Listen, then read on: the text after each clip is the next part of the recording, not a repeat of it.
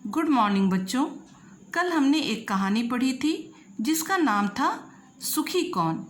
इस कहानी से हमें यह शिक्षा मिली कि जो व्यक्ति जीवन में संतोष रखता है वह सबसे सुखी रहता है, यानी संतोष ही सबसे बड़ा धन है। आज हम बुक में दिए हुए कुछ अभ्यास को करेंगे। सबसे पहले हम प्रश्न उत्तर को देखते हैं। सेठ बनारसी दास के मन में शांति क्यों नहीं थी? सेठ बनारसी दास के मन में शांति इसलिए नहीं थी क्योंकि वे आवश्यकता से अधिक धन जुटाने की कोशिश में हमेशा लगे रहते थे, यानी वे अपनी आने वाली पीढ़ी तक के लिए धन जुटाकर रखना चाहते थे। नगर में आने वाले संत जी में क्या क्या गुण थे? नगर में आने वाले संत जी बहुत ही ज्ञानी थे, सरल स्वभाव के थे तथा अपने भक्तों की इच्छाओं को पूरा करने में भी समर्थ थे। महात्मा जी के पास पहुंचकर सेठ जी क्यों खुश हुए? महात्मा जी के पास पहुंचकर सेठ जी इसलिए खुश हुए क्योंकि उन्होंने सेठ के मन की इच्छाओं को पूरा होने का आशीर्वाद दिया था। सेठ की इच्छा पूर्ति के लिए संत जी ने उन्हें क्या करने को कहा? सेठ की इच्छा पूर्ति के लिए संत जी ने उन्हें अपने पड़ोस में रहने वाले एक गरीब परिवार को भोजन खिलाने की बात कही थी, यानी जो गरीब परिवार रहता था, माँ और बेटी, उसे भोजन खिलाने की बात कही थी। गरीब परिवार के लिए सेठ ने क्या दिया? गरीब परिवार के लिए सेठ ने भोजन दिया और माँ ने उसे स्वीकार क्यों नहीं किया? माँ ने उसे स्वीकार इसलिए नहीं किया क्योंकि उसे अपनी मेहनत पर विश्वास था और साथ ही उसे भगवान पर भी विश्वास था। उसका मानना था कि जो मेहनत करता है उसका भगवान भी साथ देते हैं। निर्धन परिवार किस कारण सुखी था? निर्धन परिवार इस कारण सुखी था क्योंकि उसने जीवन में संतोष करना सीख लिया था। और अंत में अगर मैं यह पूछूं कि इस कहानी से हमें क्या शिक्षा मिलती है, तो हम कह सकते हैं कि इस कहानी से हमें यह शिक्षा मिलती है कि जो व्यक्ति जीवन में संतोष रखता है वह हमेशा सुखी रहता है। अब हम क्वेश्चन नंबर 2 को देखते हैं। नीचे दिए गए सही कथन के सामने सही और गलत कथन के सामने गलत का निशान लगाइए।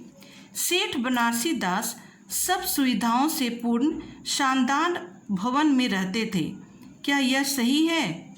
यह सही है क्योंकि उनके पास आवश्यकता की जितनी भी चीज़ें थीं वे सभी थीं और साथ ही साथ सुख सुविधाएं भी उनके पास भरपूर मात्रा में थीं। सेठ मोटर कार में बैठकर संत जी के पास गए। यह गलत है क्योंकि सेठ मोटर में बैठ कर के संत जी से मिलने नहीं गए थे, बल्कि वे पैदल उनसे चलकर मिलने गए थे। आगे है, सेठ ने संत जी की बात की ओर ध्यान नहीं दिया। ये सही है या गलत है? यह गलत है क्योंकि जैसे ही संत ने कहा कि तुम्हें एक गरीब परिवार को भोजन खिलाना है, यह बात सेठ ने तुरंत मान ली थी, इसलिए यह गलत है। वही व्यक्ति इस संसार में सुखी है जिसके पास संतोष रूपी धन है। यह सही है या गलत है? यह भी सही है क्योंकि जीवन में वही व्यक्ति सुखी है जिसके पास संतोष है, तो यह बिल्कुल सही है। अब हम देखते हैं किसने कहा और किससे कहा। इच्छा पूर्ति के लिए तुम्हें एक काम करना होगा। यह बात किसने कही थी? यह बात संत ने सेठ से कही थी। मैं आपके लिए भोजन लाया हूँ, मेहरबानी करके इसे ले लीजिए। यह बात किसने कही थी? यह बात सेठ ने उस निर्धन परिवार से कही थी, यानी माँ से कही थी। कल की चिंता मुझे नहीं मुझे भगवान पर भरोसा है, वे ही अवश्य कल भी भोजन जुटाएंगे। यह बात किसने कही थी? यह बात माँ ने सेठ जी से कही थी, क्योंकि जब सेठ जी खाना लेकर गए थे तो उस निर्धन परिवार ने उनके खाना को ठुकरा दिया था और कहा था कि मुझे कल की चिंता नहीं है, जिस प्रकार आज मुझे भोजन मिला है उसी प्रकार कल भी मुझे भोजन अवश्य मिलेगा।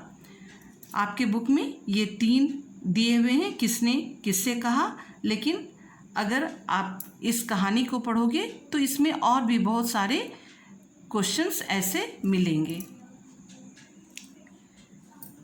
जैसे यहाँ भी है एक, तुम्हारी इच्छा पूरी होगी। यह बात किसने कही थी?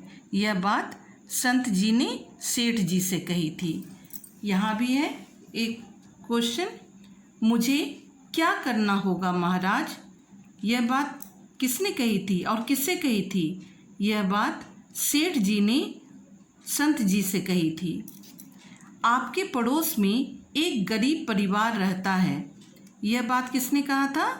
यह बात संत ने सेठ से कहा था। उसी तरह यहाँ भी है एक क्वेश्चन, बेटा आज का भोजन तो मेरे पास है। यह बात माँ ने सेठ जी से कही थी। इस प्रकार अगर मिडिल क्वेश्चन के रूप में आप देखें तो ये सभी क्वेश्चंस आ सकते हैं। मैंने कहानी में से कुछ शब्दों को चुना है जिनसे मैंने वाक्य बनाया है, आप भी एक बार देख लीजिए। आवश्यकता, आवश्यकता से मैंने बनाया, भोजन हमारे जीवन की आवश्यकता है। बहुत ही मीनिंगफुल वाक्य आपको भी बनाना है जिससे उसका अर्थ और भी ज़्यादा स्पष्ट होकर के आए। दूसरा वाक्य यहाँ आप बनाएंगे, सुविधा, सुविधा से मैंने बनाया, माता पिता द्वारा हमें जीवन की हर सुविधा मिली है। हर किसी को माता पिता के द्वारा बच्चों को हर सुविधा मिलती है, तो उस पर मैंने यह वाक्य बनाया। दूसरा वाक्य यहाँ आप बनाएंगे, शांति, मन की शांति से बड़ी कोई चीज़ नहीं होती। यानी अगर आपके मन में शांति है तभी आप हर काम आसानी से कर पाएंगे और आगे की बात को भी बहुत ठंडे दिमाग से सोच पाएंगे। अगर मन में शांति ही ना रहे तो आप आगे कोई भी काम नहीं कर पाएंगे। तो यहाँ दूसरा वाक्य आप बनाएंगे, ज्ञानी, ज्ञानी से मैंने बनाया, ज्ञानी व्यक्ति धैर्य का साथ नहीं छोड़ते। यानी जो व्यक्ति ज्ञानवान है या सब कुछ जानने वाले हैं वह हमेशा धैर्य के साथ रहते हैं। यानी वह कभी किसी बात को पर बहुत ज़्यादा घबरा कर कोई भी जल्दी से उल्टा सीधा काम नहीं करते, यानी धैर्य उनके साथ रहता है। आगे है धनहीन, यानी गरीब, मेहनत ही धनहीन व्यक्तियों का सहारा है। यानी कोई भी गरीब व्यक्ति अपनी मेहनत पर विश्वास करता है और मेहनत के बल पर ही वह जीवन यापन करता है। तो उसी तरह दूसरा वाक्य यहाँ पर आप बनाएंगे। हर शब्दों से मैंने एक एक वाक्य बनाए हैं और दूसरा वाक्य आपको बनाना है। इसी तरह मीनिंगफुल वाक्य आप भी बनाएंगे। तो इस तरह से इस जितने भी आंसर्स हैं आप उसे कॉपी में लिख लेंगे और आंसर्स को याद भी करेंगे। आज के लिए इतना ही। Thank you.